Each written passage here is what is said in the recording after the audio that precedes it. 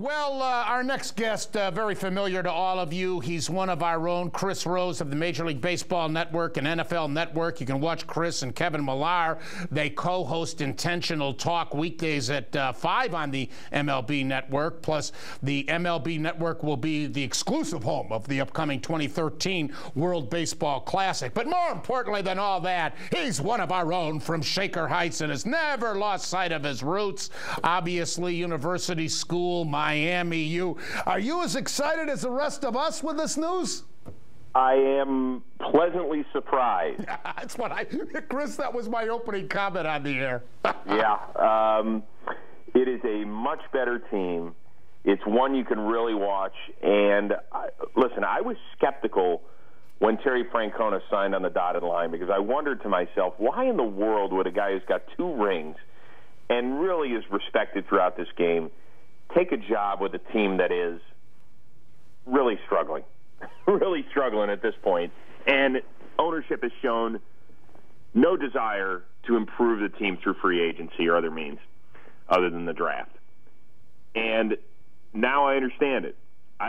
Listen, I'm not privy to any information, but I guarantee you Tito sat down when he met with Chris Antonetti and Mark Shapiro and the Dolans, and he said, guys, I still want to win. I'm not just taking a paycheck. Show me that we're going to be doing something. And we've done something. There's steps in the right direction. It's still not a playoff team, in my opinion, but it's going to be a lot more fun to watch. The team is now watchable, Chris. The team wasn't watchable the last couple of years. Yep. It was brutal. It was brutal. I mean, you know, the lineup we were trotting out there on certain days, I thought maybe we were still down in Goodyear in July or August. And yeah, this is a good team.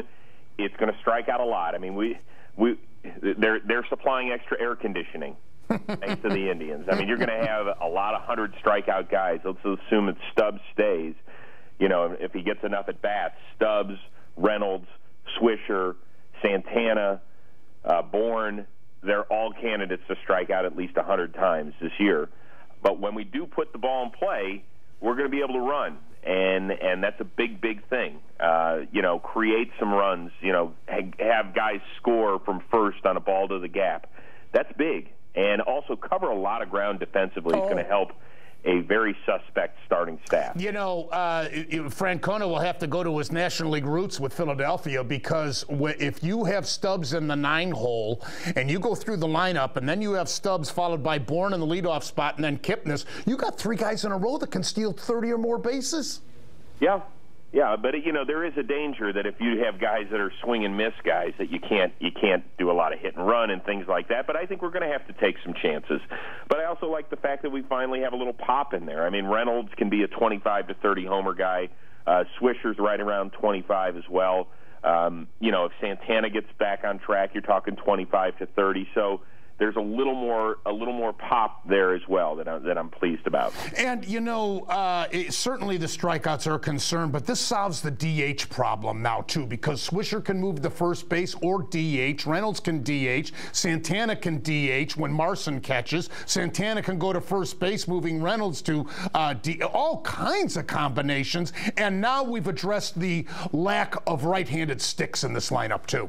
Yeah, I think that your latter point's more important because I think, Bruce, more and more teams are moving away from the conventional designated hitter. Those guys just don't exist anymore with the exception of Big Papi for the most part. Right. I mean, they understand you need flexibility in your lineup. You need guys that can play multiple positions. That's why a signing of a Swisher, who's not only a switch hitter, but also can play right field and first base, was so critical. You know, those guys are invaluable to Terry Francona and his staff because they can make multiple moves per game or per week and get guys ample rest. It's just really, really important. Defensively, this outfield, arguably you can make a case on paper going into spring training is the best.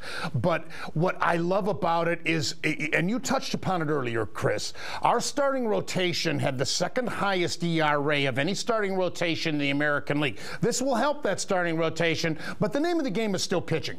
I've been telling the fans prior to this move I'd give the Indians a B B+ max with the offseason moves by Antonetti. Now I'd say B+, A-, and I can't go higher than that because the front of the rotation hasn't been addressed. I like the Myers acquisition, but let's face it, if he's a 500 pitcher, that's okay. The key is Masterson and Jimenez.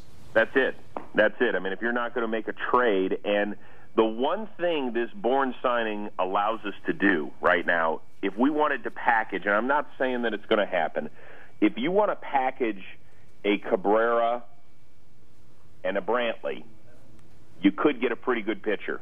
Now, I don't know how many teams need a shortstop/outfielder combination at this point, but you know, there's injuries that happen. There's teams that don't feel as good in late March or early April as they did in early February about their squad.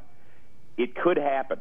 And if there's a team that feels like they've got an extra pitcher or two, somebody might be willing to pull the trigger. So, listen, I'm with you. That Jimenez, I don't think he'll ever get back to what he was the first half of 2010, but you can't be walking the park. I mean, those two guys, they've got to know better. I mean, they're not kids anymore. They understand this game, that if you're going to give teams free passes, that's extra outs, essentially. With all the upside of this, shall I call him a Lincecum imitation, Trevor Bauer? With all of his upside, is it too much to ask that he make a contribution here at his first year with the Indians? And here's what I've been telling the fans, Chris. Every single year in baseball, there's a surprise pitcher. Chapman last year with the Reds as the closer. I remember when Dontrell Willis came up in midseason out of nowhere with the Marlins and was unbelievable. Medlin last year as a starter with the Braves. You know what I'm saying. Can that Bauer be that kind of guy for us this year? Well, Bauer's stock dropped. We bought low. We bought very low, and it was, in my opinion, a great trade for us because we had to take a chance on a guy who could end up being a 2, maybe a 1 if he irons everything out. You know, here's the thing. I'm not placing anything on Trevor Bauer this year. As exciting as he is, as much hope as he gives us when he's a former number 3 pick in the draft from 2011 and was the first guy from that draft to make it to the big leagues, I'm going to wait. I'm going to wait because I understand young pitching, that sometimes you got to be patient. The one thing maybe we have going for us is the fact that the Baltimore Orioles won over 90 games and made it to the playoffs last year. Mm-hmm. They had one starting pitcher that made more than 21 starts. One. I mean, at the end of the year, somebody would ask Buck Showalter at the beginning of a series, so who are your 3 pitchers this series? Don't quite know. I'll let you know tomorrow who's going tomorrow. And that's literally, he would kind of piecemeal it all together, and he figured it out somehow.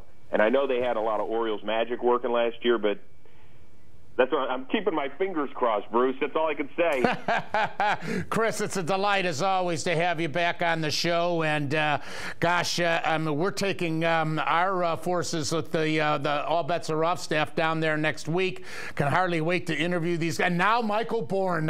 Boy, Frank Cona's going to have some options. It's going to be, you know, as we touched upon earlier, Chris, you can feel the excitement. This hasn't been here with the fans in years.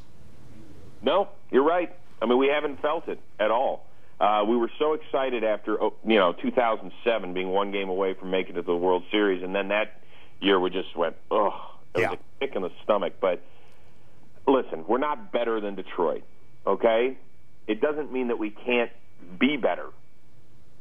So just go into it that way.